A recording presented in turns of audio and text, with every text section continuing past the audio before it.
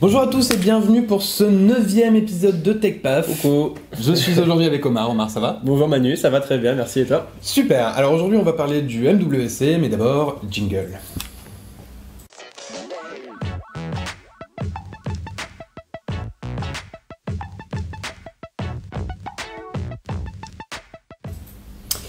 Alors déjà, avant de rentrer dans le vif du sujet, on va rappeler un petit peu qui on est et le principe de l'émission, déjà parce que on est en exclusivité sur Twitch. Twitch ne nous connaît peut-être pas forcément. Alors remarque, qui on est? On est donc les journalistes, on fait partie de la rédaction de Frandroid, un site, on va dire, expert de l'écosystème Android et des nouvelles technologies en général. Et donc on traite essentiellement de l'actualité des smartphones. Voilà. Et donc aujourd'hui, on va parler du Mobile World Congress, le salon qui s'est déroulé la semaine dernière à Barcelone et sur lequel nous étions pour le couvrir.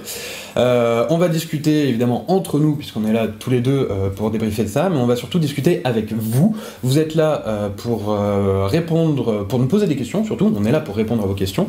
Questions que vous pouvez poser directement sur Twitch dans les commentaires, ou bien par le biais des réseaux sociaux, notamment Twitter, avec le hashtag TechPaf qui se trouve, vas-y Omar, tu nous montres où il est? Juste là, pardon. De l'autre côté, voilà.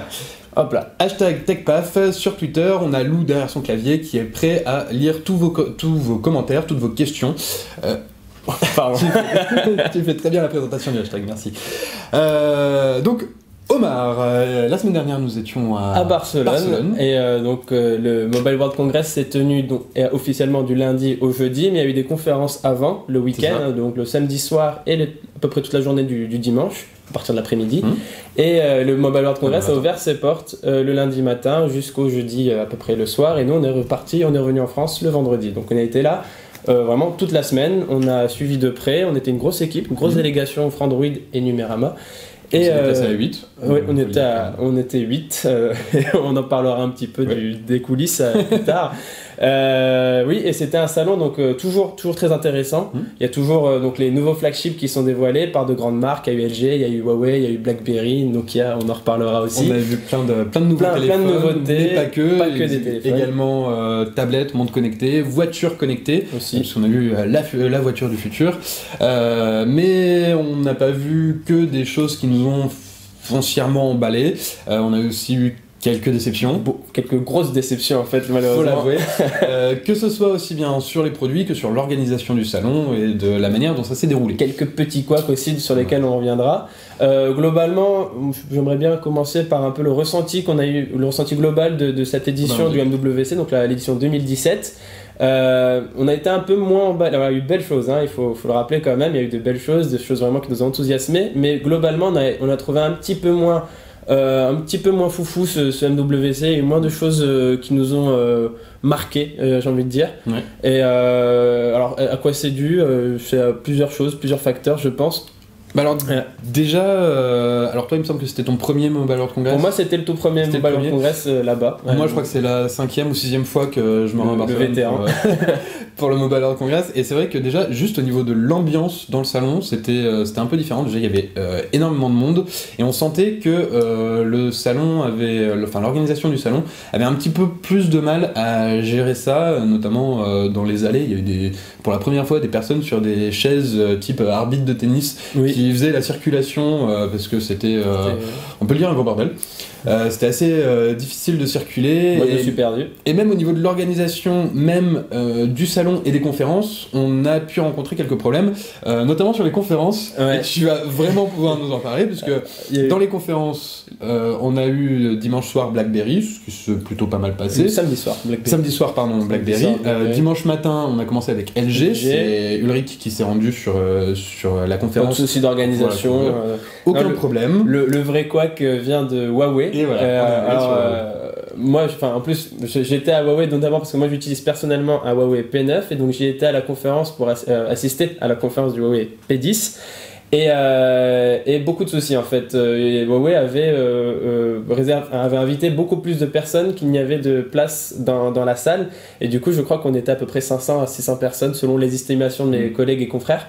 500 à 600 personnes à rester bloquées dehors, à devoir suivre la conférence sur Periscope ou YouTube ou Facebook Live, pour vous dire à quel point c'était un peu le bordel, c'est que même les employés de Huawei ne pouvaient pas rentrer. Il y avait des vigiles. Je me rappelle très bien, j'étais donc devant le vigile et si je passais la ligne, je me faisais mettre par terre en fait. Et c'était assez compliqué de travailler dans ces conditions-là. Ensuite, il a fallu attendre 3 à 4 heures, allez 3 heures, je ne veux pas exagérer, pour avoir le modèle à tester, qui est juste ici. Donc voilà, le Huawei P10, qui est un bon smartphone, hein, on en parlera.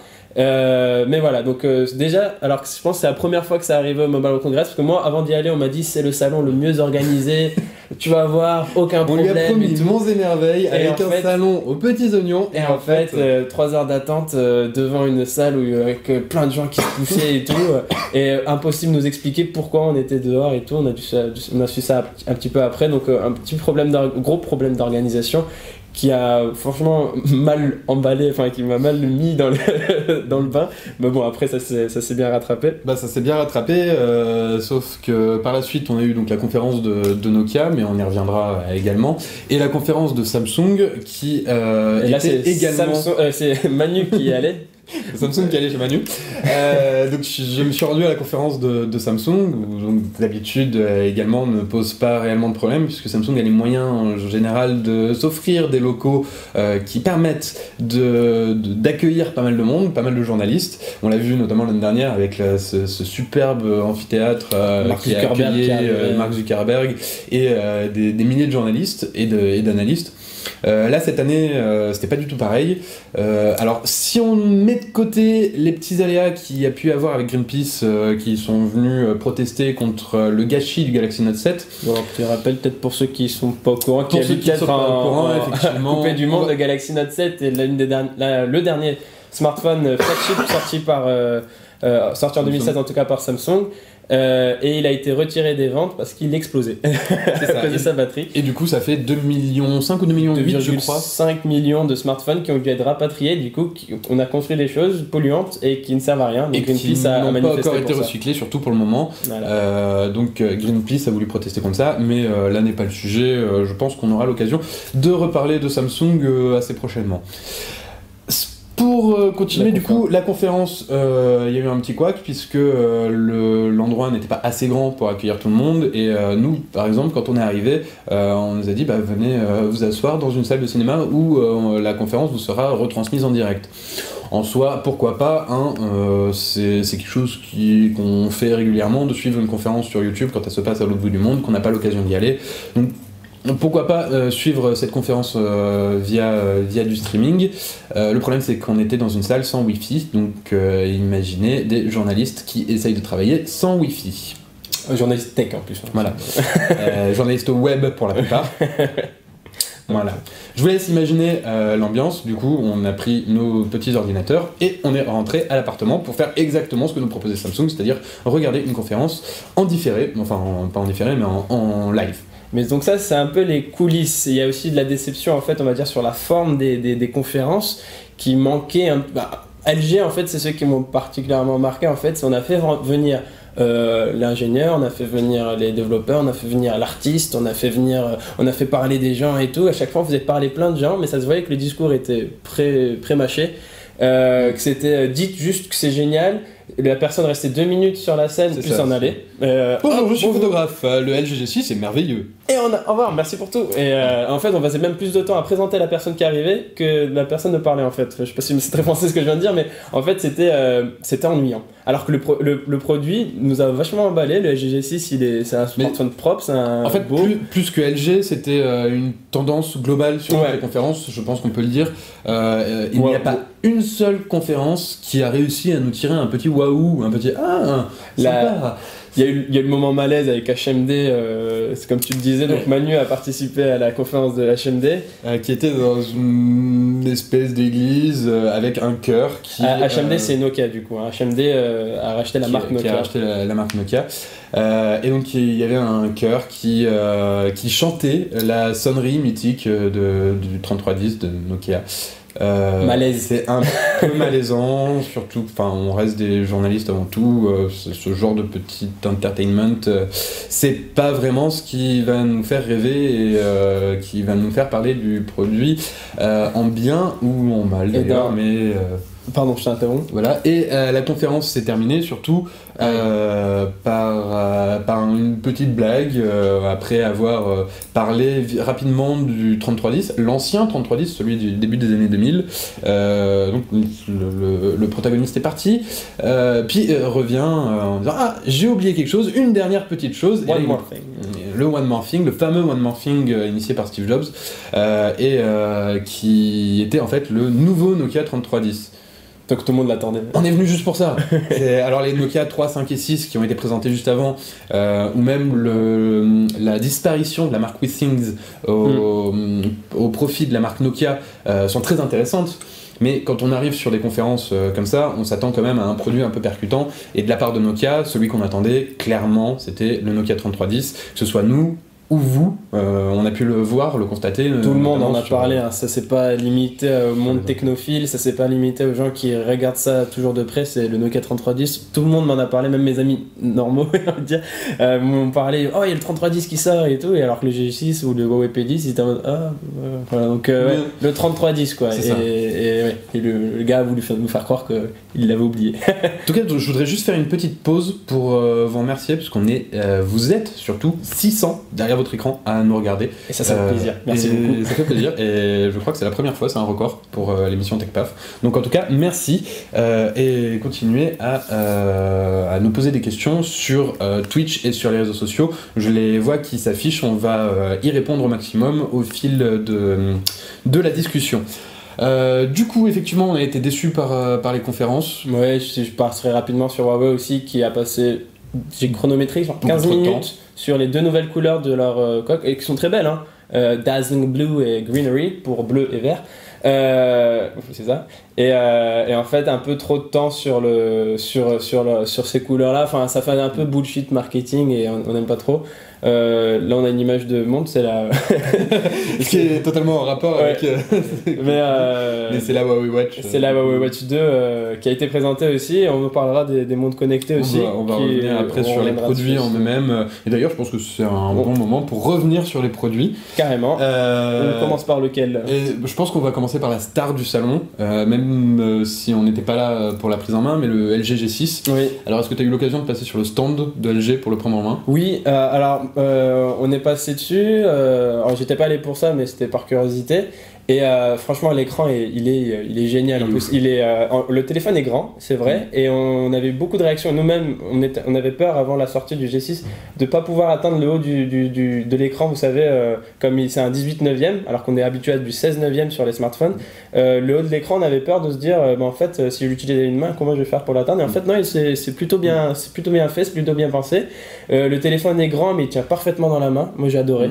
Je trouve ça super. Alors, moi, il y a un truc qui m'a vraiment marqué, c'est que la première fois que je l'ai vu en photo, la première fois que je l'ai vu en rendu, ou même pendant la conférence, je me suis dit, oh, mon Dieu, mais qu'est-ce qu'il est moche! Et en fait, quand je l'ai pris dans ma main, quand je l'ai essayé, c'est nickel. Et bah en fait, il est plutôt sexy comme téléphone. Ouais, vachement. Et ouais, il est beau. Il est vraiment beau. Il est beau. Et là, mais surtout cet écran. Ouais, l'écran est génial. Alors il y a un défaut sur le 18/9e, c'est qu'on fait encore beaucoup de vidéos en 16/9e et du coup quand on tient le téléphone à l'horizontale, on a les bandes noires. On a deux bandes noires sur les largeurs et c'est dommage. Moi, ça fait des endroits où poser nos pouces, je suppose, mais c'est un peu dommage. Mais il est vraiment beau, notamment aussi parce il a pas de bord incurvé. Hein, si je dis pas de bêtises, il a pas de bord incurvé, mais il est vraiment très fin. Il y a presque pas de bordure en fait. Les bords ne sont pas incurvés, mais il y a quand même presque pas de bordure. Et ça, c'est l'avenir, on dirait, du design des smartphones. Bah, c'est l'avenir. On l'a vu l'année dernière avec le Mi Mix qui est de Xiaomi, qui a instauré ce design quasi borderless. Ouais. Et surtout, à la fin du mois, on devrait découvrir le Galaxy S8 qui, en toute logique, vu toutes les fuites qu'il y a eu, devrait adopter un design plus ou moins identique.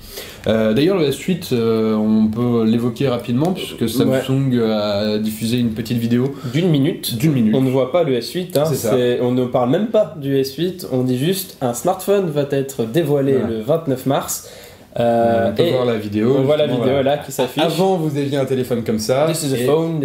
Maintenant, on a un téléphone comme ça. Donc, on perd le bouton, on perd les bordures. On voit bien sur le schéma d'ailleurs à la fin. Voilà. Merci à la régie d'avoir mis pause. On voit bien Les bords. On voit plus les bords. Surtout l'absence de bords. On ne voit plus les bords justement. Voilà. Et les boutons aussi qui... Plus de boutons. On nous pose une question plus ou moins troll, même si c'est précisé non troll. C'est souligné sur mon. Ouais, vous parlez énormément. Newly, qui nous dit vous parlez énormément de déception pour ce salon. Du coup, à l'instar de la Nintendo Switch, la désillusion vous a-t-elle submergé? En fait, le truc, je pense que c'est qu'on n'avait pas particulièrement d'illusion pour ce salon. Même si on s'attendait peut-être à une meilleure organisation, à être un petit peu plus surpris. Et ça, c'est les coulisses pour l'organisation, donc voilà, ça reste encore. Non. Mais sur les produits, en fait, on s'attendait pas forcément. Merci. On s'attendait pas forcément à quelque chose de fabuleux, et du coup, on peut pas dire qu'on a été énormément déçus. Non plus. Justement, c'était un peu le 3310, il y avait des attentes, je pense quand même. C'est vrai. C'est vrai que j'ai été énormément déçu par le 3310. Pour la nostalgie. Et sinon non. En fait, le LG G6, en fait, il a pas créé la hype vraiment. Si je dis pas de bêtises, on avait créé un sondage. Et si le G6 était quand même attendu par rapport au G5, je pas mal attendu. Je confonds avec le P10, c'est le P10 qui était moins attendu que ce à quoi on s'attendait. Le G6 a un écran qui est fabuleux. Maintenant, il a un petit problème pour ceux qui sont vraiment de gros technophiles, c'est qu'il embarque un Snapdragon 821. Donc pour ceux qui ne connaissent pas, c'est un processeur qui est sorti sur la seconde partie de l'année 2016, ce qui fait un gap énorme, mine de rien, dans le monde de la tech, où tous les 6 mois on a un nouveau processeur.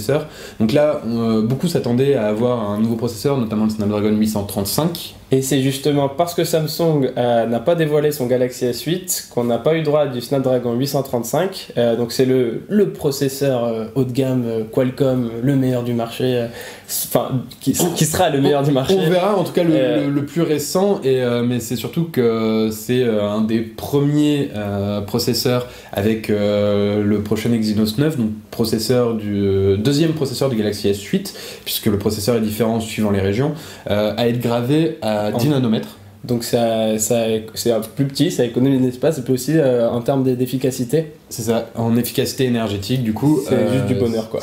Ça permet d'avoir plus de puissance pour moins d'énergie consommée. Exactement. Donc par rapport à du 14 nanomètres qu'on a l'habitude d'avoir sur des processeurs actuels. Ouais.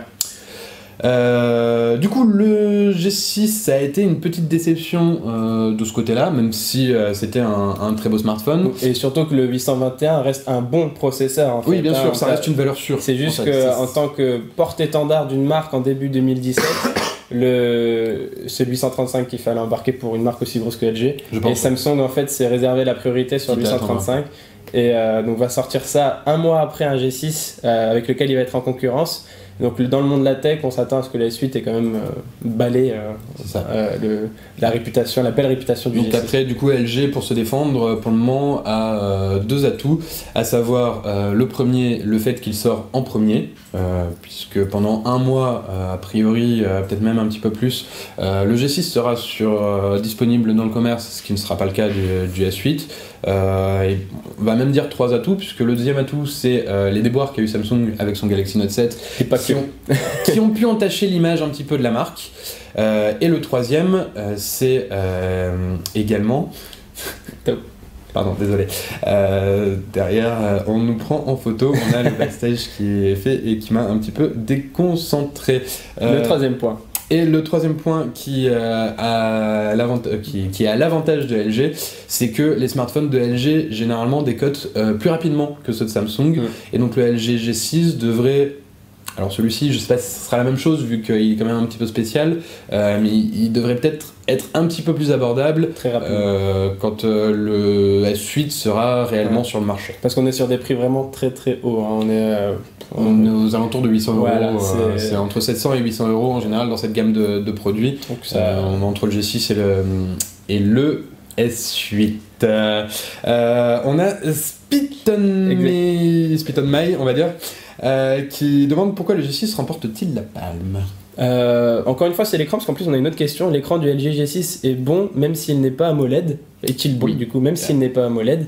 Moi je le trouve super. Il y a Dolby Vision, enfin il supporte Dolby Vision, et Dolby Vision en fait c'est une solution qui permet de, je vais pas rentrer dans les détails techniques, mais qui permet d'afficher plus de nuances et des couleurs plus contrastées. Et en fait franchement on regarde une vidéo, alors ok il y a les deux bandes sur le côté, mais la vidéo elle est incroyable. Et on a un peu l'impression d'avoir du HDR en fait. Ouais. Sur l'écran, l'écran est vraiment fabuleux. Il est bien travaillé. Hein. Après, en LCD, maintenant, on fait des technologies de toute façon qui sont très bonnes aussi. Donc, c'est pas parce qu'il n'a pas d'AMOLED qu'il sera forcément moins bon au niveau de l'affichage. L'AMOLED, c'est forcément un plus, parce que le contraste est forcément génial sur l'AMOLED. Voilà, il est infini. Et du coup, mais quand on maîtrise bien une technologie LCD, et je le maîtrise bien.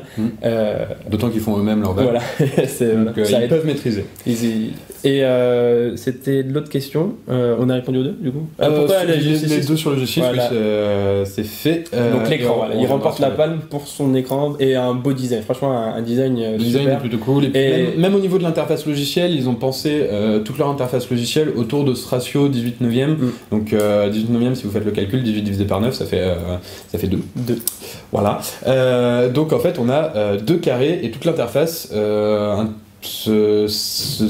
s'oriente au niveau de ces 2 carrés qui permettent par exemple de prendre une photo sur l'un des 2 carrés et d'accéder aux photos déjà prises sur le second. Et de la commenter tout de suite en fait. Voilà. On prend la photo et tout de suite on a l'interface pour l'envoyer sur les réseaux sociaux direct. C'est vraiment très bien fait et très bien pensé. C'est bien pensé, ouais. On va accélérer un petit peu parce que sinon on n'a pas fini avec tous les produits. On peut parler du P10. On a quand même 34 smartphones à évoquer. On va tous les faire. On va peut-être pas tous les faire, en tout cas pas de la même manière. On a donc le Huawei P10 et là je vais te laisser parler parce que c'est toi qui l'as en main depuis plus d'une semaine. Alors si on commence je vais pas vous montrer mon code. J'attends peut-être le retour webcam, enfin je vais vous le montrer comme ça en attendant. Donc ça c'est le Huawei P10. Je vous montre le Huawei P9 juste à côté peut-être. Donc c'est 2 téléphones qui se ressemblent beaucoup. Si je fais ça, vous savez plus où ils sont. En fait, de loin, franchement, et là vous êtes assez loin. Je pense que le mieux c'est de mettre la petite webcam. Et j'aimerais bien, si jamais elle arrive. S'il vous plaît. Oh, peut-être petit souci. Bon, je vous en parle un petit peu. Ah bah voilà. Alors le Huawei P10 en fait est un smartphone qui ressemble beaucoup à son prédécesseur, le P9, sorti l'année dernière. Avec pareil les doubles capteurs photo Leica, le design en aluminium vachement élégant, super beau, très fin, très agréable à avoir en main, mais il y a un détail qui change tout de suite et on le voit presque tout de suite quand on a le téléphone en main, c'est le capteur d'empreinte qui apparaît à l'avant ici et voilà.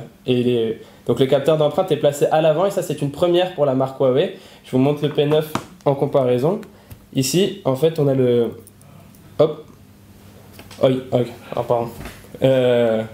Hop là. Je vais faire comme ça, c'est plus agréable. Le P9, en fait, ici, avait le capteur situé à l'arrière, le lecteur d'empreinte situé à l'arrière. Alors ça, c'est un débat dans le monde de la tech et le monde du smartphone en particulier.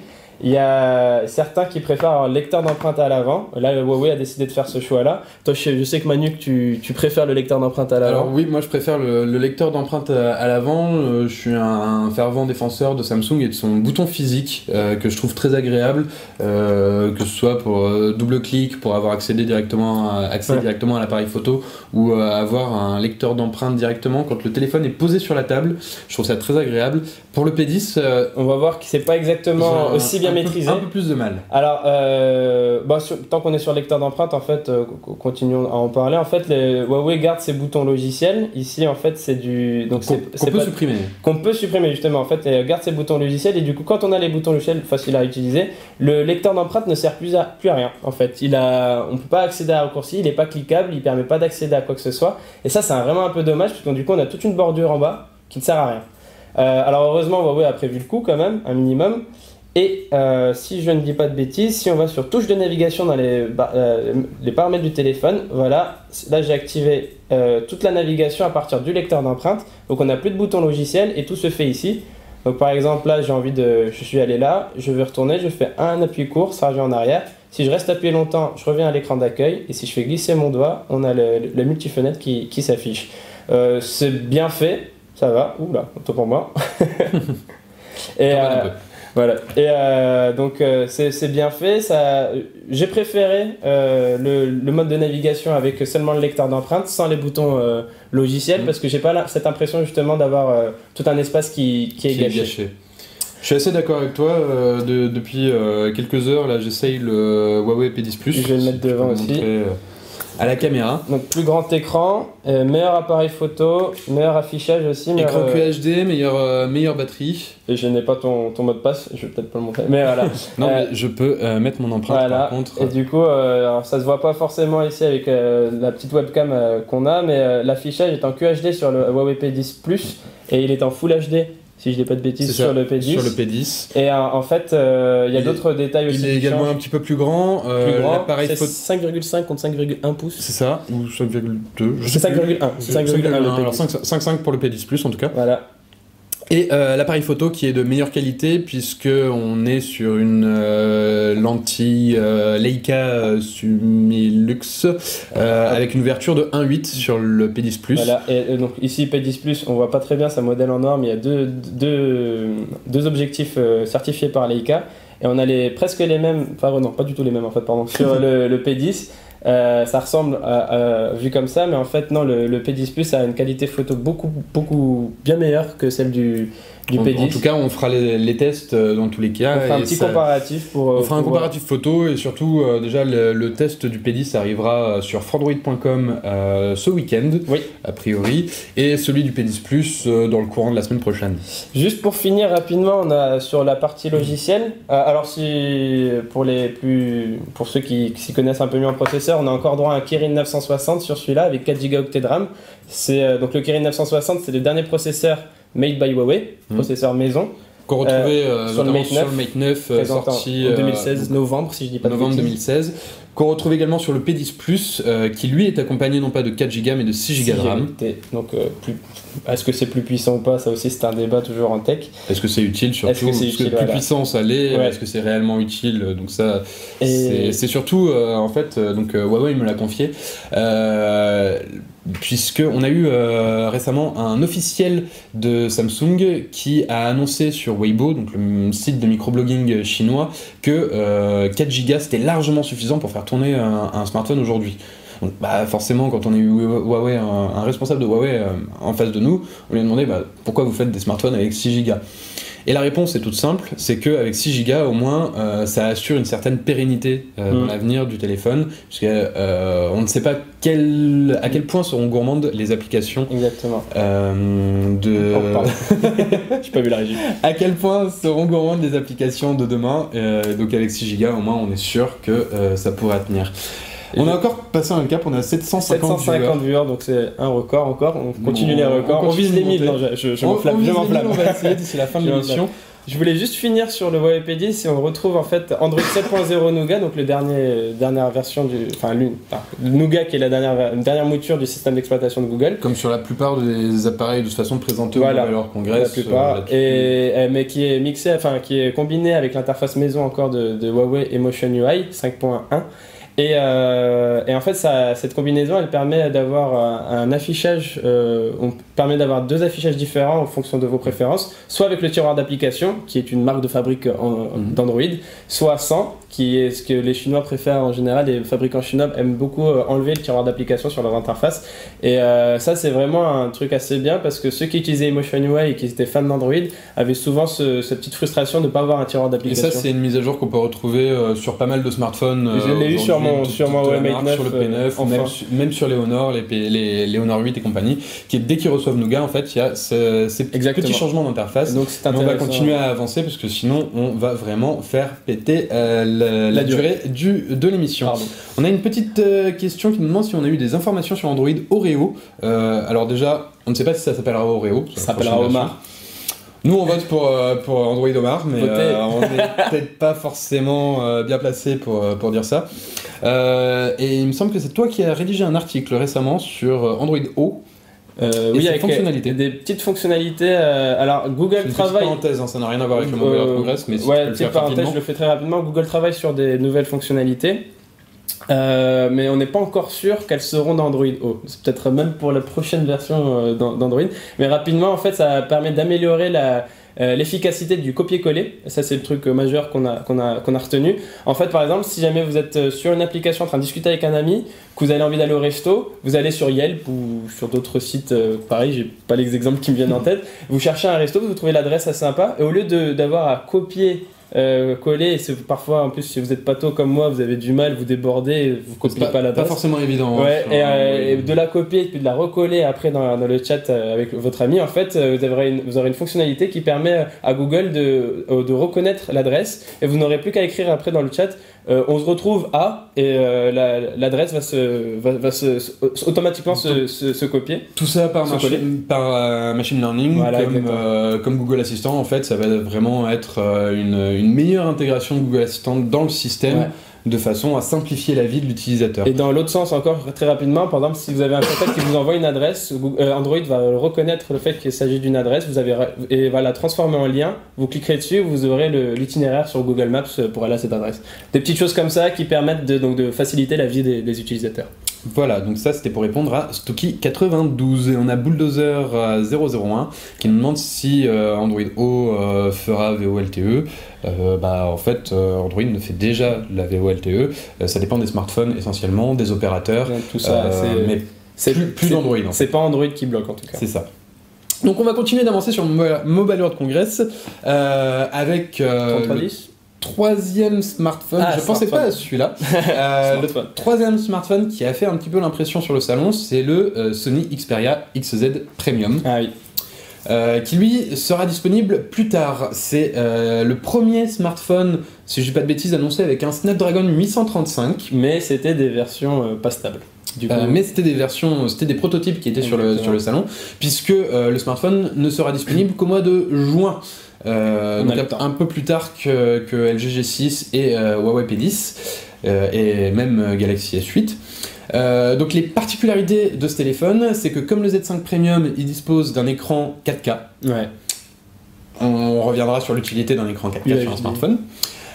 Et un module photo très particulier qui est capable de filmer en slow motion jusqu'à 960 images par seconde. Et c'était c'est assez fou la manière, il y a des actions hyper rapides, par exemple une goutte d'eau qui tombe sur une surface, un tourbillon d'eau avec des boules de couleur dedans qui se mélangent. Il y avait un avion qui tournait, une petite maquette d'avion qui tournait sur lui-même. Des objets en mouvement. Voilà, je vais pas toutes les faire. Et en fait, on activait la fonction slow motion et tous ces mouvements-là, mais on pouvait les distinguer, mais dans le plus petit des détails. On le voit là un petit peu. Donc ça sur un smartphone, c'est assez inédit de voir ça. C'est assez impressionnant. C'est hyper impressionnant. Il y a beaucoup de contraintes. Mais alors déjà, ça c'est ma baffe que je me prenais à ralenti. Voilà un effet en slow motion. Donc merci Omar d'avoir fait le test pour nous. Il y a plusieurs contraintes, notamment quand on filme en slow motion à 960 images par seconde, on filme en 720p, pas en Full HD ni en 4K. On est limité à cette définition. Ouais. On est également limité à 1 seconde 08, donc quand on filme, on appuie sur un bouton, pendant 1 seconde 08, il filme à 960 images par seconde, puis après il reprend son flow standard. Donc il faut être dans le bon timing. C'est ça, il faut être dans le bon timing, et surtout, contrainte technique oblige, sachant que la vitesse d'obturation est fixe, sachant que l'ouverture du capteur doit déjà être au maximum au moment de l'enregistrement. Le seul moyen d'influer sur la luminosité quand on est en intérieur, c'est de pousser l'ISO. Donc s'il y a des photographes qui nous écoutent, ils comprendront rapidement de quoi je veux parler. Le problème, c'est que quand on pousse les ISO, ça devient moche. Voilà, on a plein de petits grains sur l'image. Parce que là, par exemple, sur le stand, c'était parfait. C'était des choses parfait. C'était impressionnant et tout. Voilà. Mais du coup, dès on avait juste besoin de tourner le smartphone vers le salon avec vers les allées beaucoup plus compliquées en tout cas en termes de lumière pour un appareil, un objectif et un capteur photo. Et c'était pas beau. Non, c'était pas terrible. Du coup, ça fait un petit peu plus gadget à utiliser effectivement à la plage, au ski ou vraiment en extérieur quand il y a beaucoup de lumière, mais plus difficilement au quotidien. Si on le résume, c'est méga impressionnant, mais c'est pas tout le monde l'utilisera pas en fait, je pense. Et en fait, l'écran 4K justement, C'est un peu la même chose. Voilà. C'est vraiment impressionnant. En plus, c'est un écran 4K HDR. Quand on l'a côte à côte avec le Z5 Premium, je sais plus si c'était le XZ ou le Z5 Premium qui était côte à côte. Il me semble que c'était le Z5 Premium. Oui. Donc, qui lui est également en 4K. C'est vrai que ça bluffe. C'est joli. Et voilà, il faut le mettre à côté d'un autre smartphone. Mais de là à dire que ça va foutre une claque comme tu t'es prise en slow-mo, juste parce que c'est de la 4K HDR, surtout le côté 4K reste encore à prouver son efficacité. Ouais. Alors, on nous pose des questions intéressantes qui viennent compléter un petit peu ce qu'on a dit. Donc là, on a les 3 principaux smartphones du salon. Et donc, toi, à ton avis, selon toi, si tu devais, parmi ces 3-là, en choisir un, celui qui t'a le plus marqué, celui que t'aimerais avoir là tout de suite maintenant. Je dirais 2 parce que du coup il y a. Ah non, t'as pas le droit, il y en a 2 sur 3, c'est un peu de la triche. Oui, mais. Moi, dans ce cas-là, je choisis les 3. Je garde dans la tête que j'ai pas un budget illimité et du coup je partirais sur le P10. Non, mais là aujourd'hui, si on me dit. Budget illimité, allez, je prends le LG parce que il y a allez, LG G6. J'ai les 3 dans les mains, je te dis, je t'en donne un. Allez, LG G6, je prends parce que c'est innovant dans l'écran 18 9ème, j'ai envie de tester, j'ai envie de voir, je suis curieux. Le design m'a plu. L'appareil photo grand angle aussi. On avait déjà sur le LG G5. Ouais, mais c'est toujours un plaisir. La bonne idée d'enlever les modules qu'on avait sur le LG G5 qui était et qu'on n'a plus, tant mieux. Tant mieux. Non, c'était une mauvaise idée et LG a eu la bonne idée de se dire les gars, on arrête, on a fait une bêtise. C'est une très bonne idée. Explication commerciale, vous pouvez retrouver ça sur fandroid.com. Mais voilà, on va pas. C'était une bonne idée d'annuler ça et de partir sur un écran 18 9ème pour distinguer ce LG G6. Oui, G6, ça c'était la bonne idée pour moi. Franchement, je l'ai pris, j'ai même pas assisté à la conférence, je l'ai pris juste au stand, donc en plus avec le cordon et tout pour pas le voler. Dommage. Et c'était. Ouais, j'étais là, waouh! Enfin, vraiment, j'ai envie de l'avoir quoi. Et par contre, gros budget pour ce smartphone, je suis pas sûr de. Je suis pas sûr de craquer. Enfin, je suis sûr de pas craquer même. Bah alors, moi du coup, pour répondre à cette même question. J'ai les 3. Quand j'étais sur le salon, je me suis dit. C'est obligé, le G6, il est pour moi cette année, je me fais plaisir, et c'est mon futur smartphone, parce que je le trouve beau, et j'ai surtout l'habitude de prendre beaucoup de photos avec mon smartphone, et j'ai toujours été très agréablement surpris par les photos. J'ai eu le G2, j'ai eu le G3, j'ai eu le G4, qui ont toujours été au top à ce niveau-là. Et même le G5, malgré ses défauts, était un excellent photophone. Qui était un très bon photophone, exactement.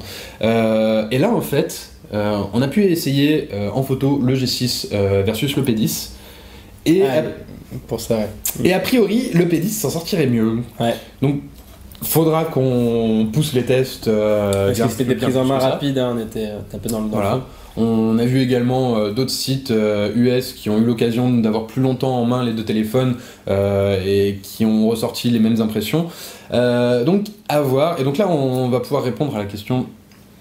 T'allais dire quelque chose ? Oui, juste avant, on répondra à la question juste pour dire que maintenant vous êtes 800. Et ça continue de monter. Mon objectif 1000, on peut peut-être y arriver.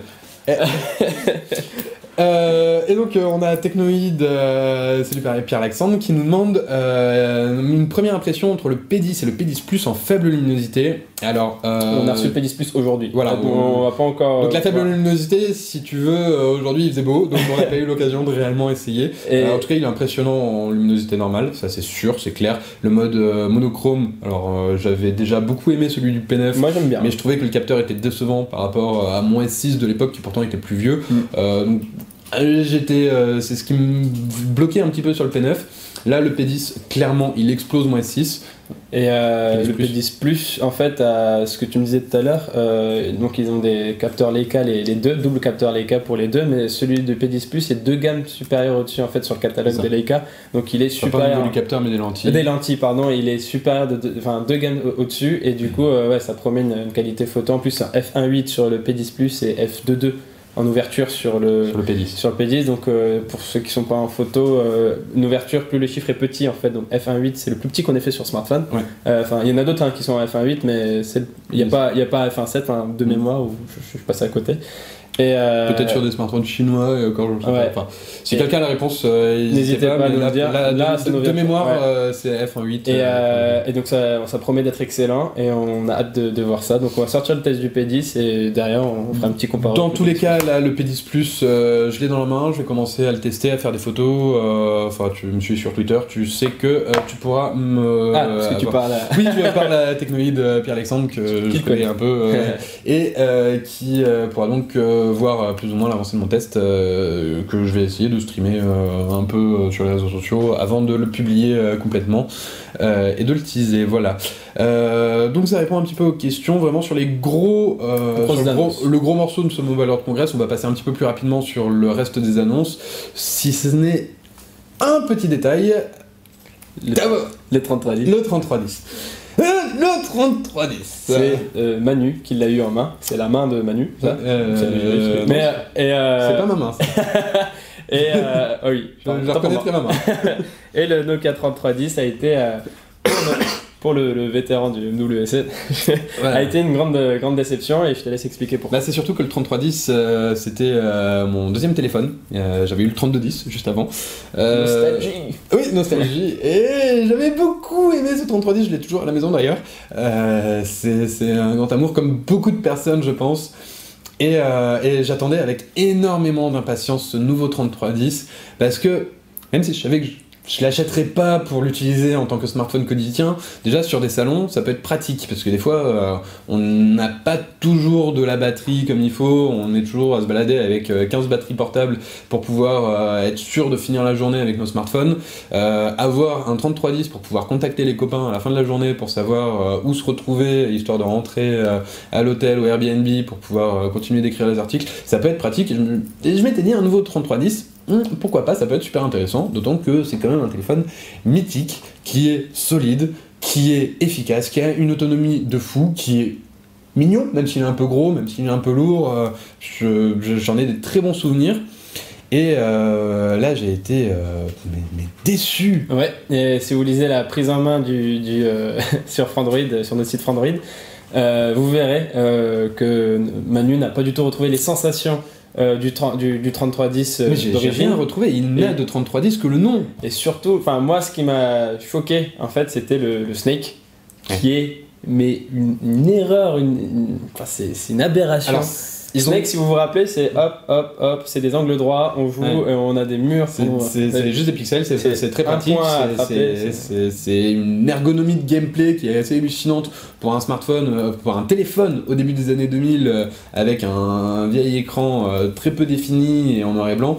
Là, ils ont donné cette refonte du jeu emblématique à Gameloft. C'était peut-être pas forcément une bonne idée, ou alors Gameloft, je sais pas ce qu'ils ont fait, mais en tout cas, c'était une très mauvaise idée, comme on peut le voir. Déjà, la lisibilité est pas forcément optimale. Tu peux regarder ce serpent, quoi. Voilà, et aucun charisme, aucune âme. Et le serpent peut bouger dans tous les sens, c'est plus des angles droits. L'écran, le ratio de l'écran est différent également.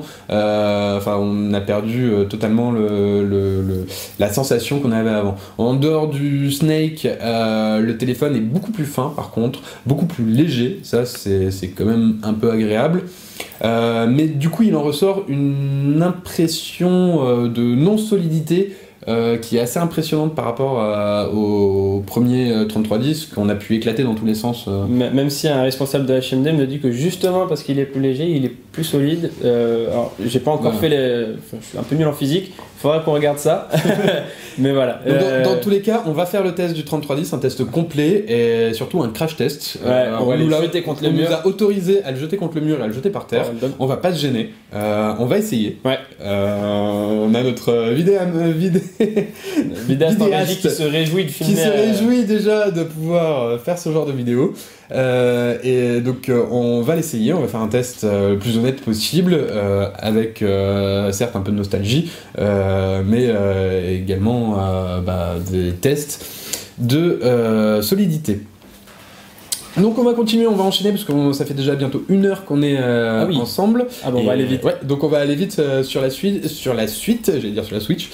On a vu, tant qu'on est chez Nokia, par contre, Nokia n'a pas fait que le 3310, ils ont également présenté Nokia 3, 5 et 6 qui sont eux par contre d'excellents smartphones d'entrée de gamme. Android 7.0 qu'on trouve à partir de 229 à partir de 229 euros. Alors je sais plus si c'est... Non, je crois que c'est... Non, c'est 129 € pour le Nokia 3. Et 229 €, c'est le prix du Nokia 6 premier prix, qui monte jusqu'à 299 après.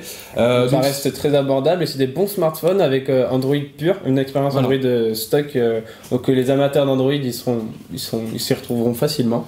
Des processeurs Snapdragon 430, donc du milieu de gamme, entrée milieu de gamme, très de qualité. On a de la RAM, on a tout ce qu'il faut. Les écrans sont beaux, sont bien, ils sont agréables en main. On sent que c'est pas cheap.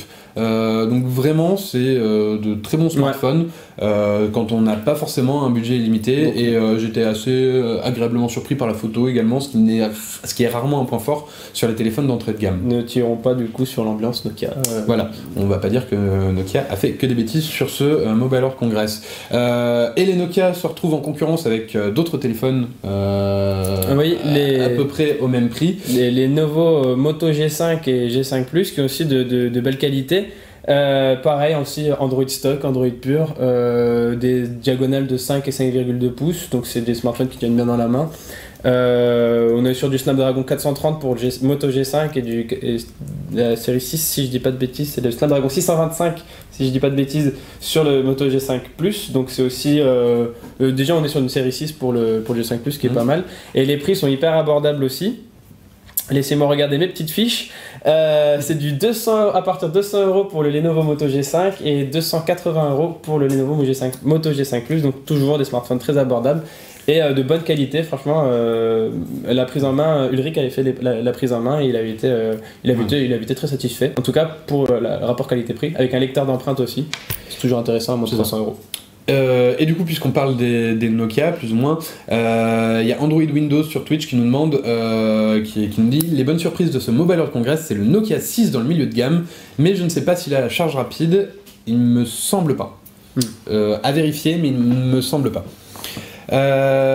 Et puisqu'on en est dans la charge rapide, on va passer un petit peu, on va faire une parenthèse entre les smartphones pour parler de la charge rapide de Meizu. Meizu qui a présenté le Super M-Charge qui recharge une batterie de 3000 mAh en 20 minutes, de 0 à 100, attention, parce que normalement la charge rapide on est sur du 0 à 50 à 60%, parce que ça suffit à tenir une journée avec un smartphone de bonne qualité. Alors plus que ça suffit, et puis que surtout le chargement n'est pas linéaire. Enfin, la charge n'est pas linéaire et à partir de 50-60%, on nous dit que ça abîmerait la batterie quand on arrive vraiment sur la partie pleine de la batterie. Et pas pour Meizu, selon leur dire, parce que le Super M-Charge sera disponible. Voilà, on attendra, parce qu'en plus il est disponible seulement à partir au plus tôt de fin 2017. Et normalement, on l'attend plus au début 2018.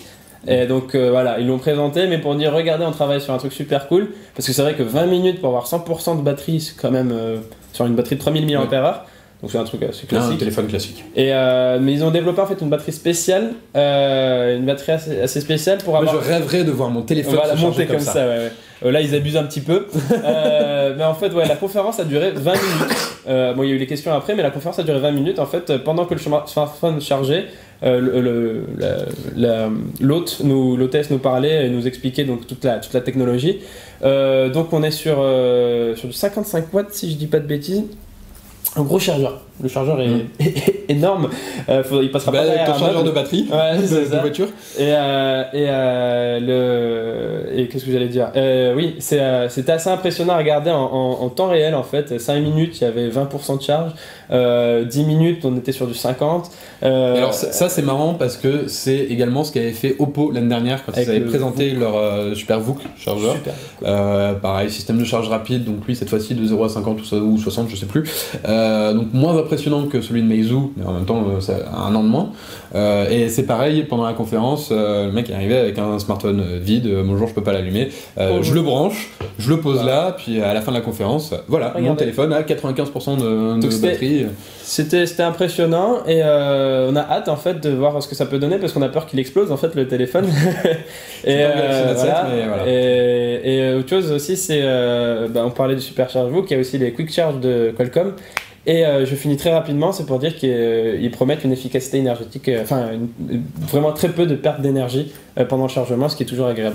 Voilà. Et puisqu'on parlait d'Oppo avec le VOOC, ils ont également eux aussi présenté une technologie un peu particulière, l'Oppo 5X, qui est donc un module photo avec 2 capteurs capables du coup de zoomer jusqu'à 5 fois dans une image sans perte, puisque c'est un zoom optique, et surtout, contrairement au zoom optique habituel sur les smartphones, comme on a un mouvement de lentille qui doit s'opérer, plusieurs lentilles qui sont superposées, si on peut dire ça comme ça, les unes sur les autres, en général, l'objectif est un petit peu épais. Sauf que là, l'un des capteurs est perpendiculaire à l'objectif de base, ce qui fait que les lentilles sont également perpendiculaires, et c'est un prisme qui renvoie la lumière et qui l'envoie dans le capteur. Ce qui fait que le module fait 5,7 mm d'épaisseur, si je dis pas de bêtises, ce qui rend le téléphone aussi fin qu'un téléphone actuel. Et pour l'avoir essayé, c'est super impressionnant. Alors, c'était un prototype. Il faut voir une fois que ce sera intégré dans un téléphone, d'autant qu'Oppo en général ils prennent un petit peu leur temps pour intégrer leur technologie, on pense à toi. Voilà. En tout cas, le proto est super intéressant, et s'ils arrivent à le développer et à revendre leur techno à d'autres constructeurs, pourquoi pas, c'est super intéressant, et j'attends de voir ce que ça va donner. Parce que c'est vrai que les zooms sur smartphone, c'est rarement... On nous demande également si vous ne parlez pas des modules que Lenovo a présentés. Non, tout simplement parce qu'ils n'étaient pas présents sur le salon physiquement, on n'a pas pu les essayer, donc on ne pourra rien vous annoncer de plus que ce qui a été présenté par la marque elle-même. On va revenir rapidement sur les smartphones après cette petite parenthèse technique pour parler des Wiko qui ont été présentés, que tu as pu essayer. Si tu peux nous faire ça rapidement. J'ai pris en main le Wiko Wim, en fait, si Wiko on connaît ou connaît pas, en fait c'est une marque française qui existe depuis 6 ans, si je dis pas de bêtises. Non, ça fait quelques années. Ça fait quelques années maintenant, sauf qu'avant ils avaient... on nous dit 7 ans en régie apparemment. 7 ans d'existence pour Wiko. Et en fait, ils ont toujours été catalogués comme un peu les smartphones entrée de gamme, certains disent cheap, pour citer nos amis anglais. Mais en fait, non, il y a le côté cheap de Wiko sur lesquels ils ont joué parce que c'est des smartphones vraiment pas chers. Et là, ils ont sorti le Wiko Wim avec un double capteur photo de 13 mégapixels chaque objectif. Donc on a un objectif en RVB, rouge, vert, bleu, et un objectif en monochrome. Et ils ont embarqué ils ont collaboré avec plein de grands noms de la tech pour... Plus que ça, c'est surtout le processeur. Aussi le processeur, effectivement. Ils ont collaboré avec Qualcomm, qui les a aidés sur plein de choses, notamment sur un processeur Snapdragon 626, si je dis pas de bêtises. En tout cas, c'est la première fois qu'on a un série 6 de mémoire, c'est la première fois qu'on a un série 6 Snapdragon sur un téléphone Wiko, et donc ça promet donc déjà une belle montée en gamme. Les processeurs Wiko en général c'est Mediatek, Helio P chinois, il y en a des très bons évidemment, mais qui restent quand même qualitativement moyen. Je vais pas dire moyen, comme j'ai dit il y en a des très bons, mais qui va rivaliser plus difficilement avec les Snapdragon de Qualcomm. Donc là c'est intéressant. C'est une belle montée en gamme, on voit une volonté de changer l'image de Wiko. Alors Wiko Wim était encore en mode en prototype, il sort en juin en France. À quel prix ? À moins de 400 € en fait, oui, moins de 400 €, il me semble, si je dis pas de bêtises, c'est 399 €. Donc même si c'est une montée en gamme, on reste quand même dans des prix largement corrects. Voilà, c'est des flagship killers en quelque sorte. En fait, ils ont envie d'avoir des caractéristiques similaires, en tout cas qui font penser à des très haut de gamme, mais avec des prix bien plus accessibles. Et du coup, c'est assez intéressant de voir Wiko faire ça, qu'on a toujours vu vraiment comme les smartphones à moins de 100 €, à 150 €. Des smartphones pas chers voilà, pour tout le monde. Qui convient bien, mais qui n'est pas... Enfin voilà, c'est qui convient bien. C'est très bien pour un premier smartphone, ou pour quelqu'un qui n'a pas un usage forcément intensif de son smartphone et qui veut quelque chose qui fonctionne, tout bêtement. Donc en gros, suivez de près Wiko parce que ça peut être intéressant.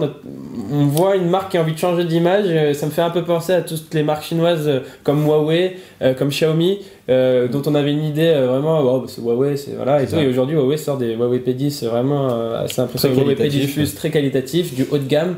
Et Wiko, donc c'est peut-être à moindre mesure, toute proportion gardée, mais faites gaffe parce qu'il change d'image. Et alors moi du coup, quand j'ai vu ce Wiko avec un processeur Qualcomm, mon premier réflexe a été de repenser au Wiko Wax qui est sorti il y a quelques années, à l'époque où la 4G commençait à se démocratiser, où Mediatek ne proposait pas de processeur compatible 4G, et donc où Wiko a été obligé de s'associer avec Nvidia, avec une puce Tegra pour pouvoir proposer de la 4G sur un de ses téléphones, et ça a été le seul.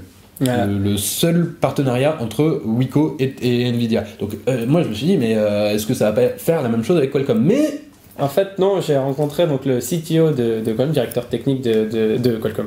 Non. De Wiko? Pas encore. de Wiko. Et en fait, il m'expliquait que si c'est un partenariat sur le long terme entre Qualcomm et Wiko, Qualcomm en fait aide Wiko à devenir un grand, et en échange, du coup, il les aide sur tout ce qui est processeur, sur l'intégration de ce processeur, les intégrations aussi logicielles, toutes les compatibilités logicielles avec le processeur et tout ce qu'on peut faire avec le téléphone. Et ça va se remarquer aussi par un échange de bons procédés entre Qualcomm et Wiko, parce que Wiko va embarquer de plus en plus de processeurs Qualcomm, donc on s'attend à des belles montées en gamme. Donc Wiko, a priori, une marque à suivre, on va pas le répéter, hein, beaucoup connaissent Wiko déjà, mais voilà. Du coup, l'émission est bientôt finie, donc n'hésitez pas à nous poser vos dernières questions via le hashtag TechPaf ou directement sur Twitch, les commentaires, je sais pas où ils se trouvent sur votre écran, c'est vous qui voyez, ça fait un peu Macarena comme ça.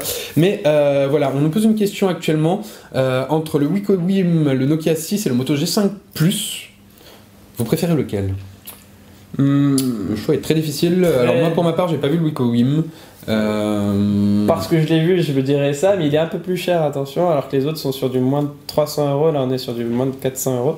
Donc à voir pour les prix, je suis pas sûr qu'il joue dans la même gamme en fait, le Wiko Wim avec. Je pense qu'il est légèrement au-dessus. Un petit peu au-dessus, mais plus cher aussi.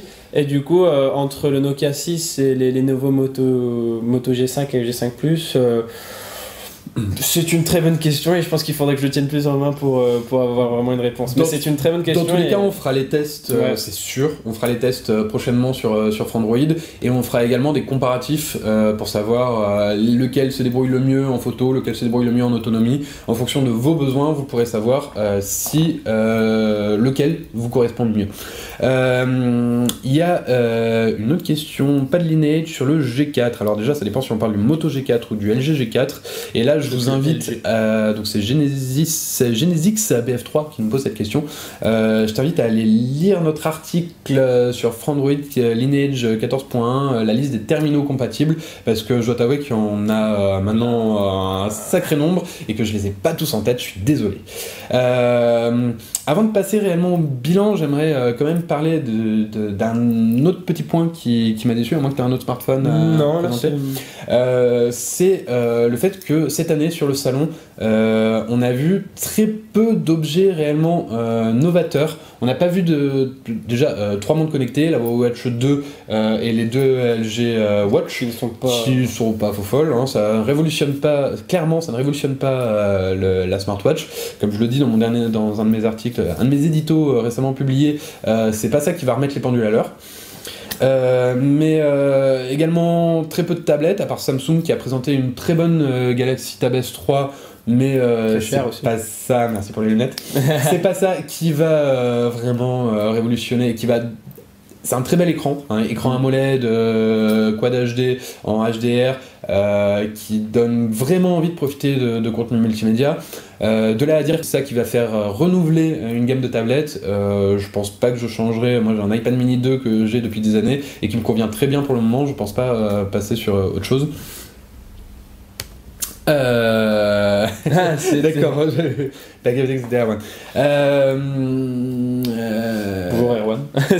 Bonjour Erwan. Du coup, un des rares produits qui a réussi quand même à m'enthousiasmer sur ce salon, c'est le Xperia Touch. Je sais pas si tu as eu l'occasion d'aller voir. Non, moi j'ai vu ça en lisant, mais alors le Xperia Touch, c'est une petite boîte qu'on pose sur un bureau avec un rétroprojecteur. Dedans, il y a Android directement, pas besoin d'un smartphone, d'une tablette ou quoi que ce soit à côté. On le pose sur une table et ça va projeter un écran de 23 pouces sur la table tactile. Et c'est super impressionnant parce que des interfaces tactiles comme ça, on en a déjà vu. C'est pas la première, mais c'est la première, en tout cas que moi j'essaye, qui est aussi réactive. Je m'attendais pas du tout à ça. Parce qu'il y a des petites technologies qui ont été présentées, mais c'est toujours un peu bancal. Souvent. C'est toujours un peu bancal, c'est fait avec des lasers de l'infrarouge qui mesurent la distance entre le premier obstacle et du coup le projecteur. Donc des fois c'est pas pratique dès qu'il y a plusieurs doigts, plusieurs mains, ça devient assez pénible à utiliser. Là j'ai pu tester plusieurs fonctionnalités, que ce soit de la vidéo. Alors si je dis pas de bêtises, c'est 100 lumens au niveau de la luminosité, donc c'est pas extraordinaire, on voit pas non plus énormément quand c'est bien éclairé. Maintenant on était dans des conditions salon, donc avec des spots un petit peu partout, mais on arrivait quand même à lire. Dans un salon, chez soi, ça doit être bien pratique. Voilà. Moi, je pense bien tamisé. Alors moi je pense surtout à un plan de travail dans une cuisine, de pouvoir... mon idée de la chambre c'était peut-être pas la meilleure idée, mais... Voilà. Mais de pouvoir faire ton gâteau avec de la farine partout sur la table et d'avoir quand même ta recette sous les yeux, que tu peux faire défiler sans avoir peur de dégueulasser ton écran, c'est plutôt pas mal. Donc pour finir quand même vite fait avec ça, très impressionné, j'ai eu l'occasion de jouer à Fruit Ninja dessus, donc qui demande quand même un petit peu de réactivité, et on a joué également à des jeux à deux et c'est très efficace. Donc, après tout ça, est-ce que les constructeurs attendent la 5G pour innover sur les débits et les usages communication entre appareils avec les objets connectés? Merci Android Windows, c'est une très bonne question qu'on va creuser puisque actuellement on essaye de réfléchir un petit peu à des sujets sur la 5G, d'essayer de vous apporter un maximum de réponses là-dessus. Et d'ailleurs, la 5G était présente au MWSA, enfin il y avait des conversations, des discussions, des thèmes autour de ça parce que ça, on l'attend, on attend la 5G avec impatience. Et avec tout le marketing qu'il peut y avoir autour, parce que des fois on appelle 5G ce qui n'est pas de la 5G, enfin on va pas entrer. Voilà. 5G, réel 5G qu'on attend en France en tout cas en 2020, aux alentours de 2020. Jusqu'à 2020. Android Windows, je t'invite à aller voir le Twitter de Frandroid. Épinglé, il y a une demande de questions sur la 5G. On répondra à toutes les questions sur la 5G a priori la semaine prochaine dans une vidéo à part. Là malheureusement on n'a plus le temps pour essayer de faire tout ça. Et je crois qu'on a répondu à toutes les questions qui sont écrites. Donc on va pouvoir conclure sur ce Mobile World Congress. Un peu longue émission, mais après on avait beaucoup de choses à dire. J'espère que vous avez bien aimé. Sacré salon. Et encore une fois, nous on a kiffé. Un salon un peu en demi-teinte par rapport aux éditions précédentes, mais on a kiffé. Très une semaine hyper intensive, beaucoup de boulot, pas beaucoup de sommeil, mais c'était que du bonheur et on mesure toujours la chance qu'on a d'être là-bas. C'est ça. Et sur le salon en lui-même, quand même de beaux produits, puisqu'on a vu le G6, on a vu le P10. On n'aurait pas fait une émission aussi longue s'il n'y avait pas de beaux produits. Voilà. Encore pardon. En tout cas, vous êtes encore plusieurs centaines à nous suivre, donc c'est qu'a priori ça vous a plu. Nous, on va maintenant aller se coucher, travailler, faire ce qu'on a à faire. Manger, c'est une bonne idée à cette heure-ci. Vous peut-être aussi, vous ferez la même chose. Dans tous les cas, je le rappelle, TechPaf est une émission bimensuelle, donc on se retrouve dans 2 semaines avec un nouveau sujet. Merci. Merci Omar et merci à vous. Bonne soirée. Au revoir.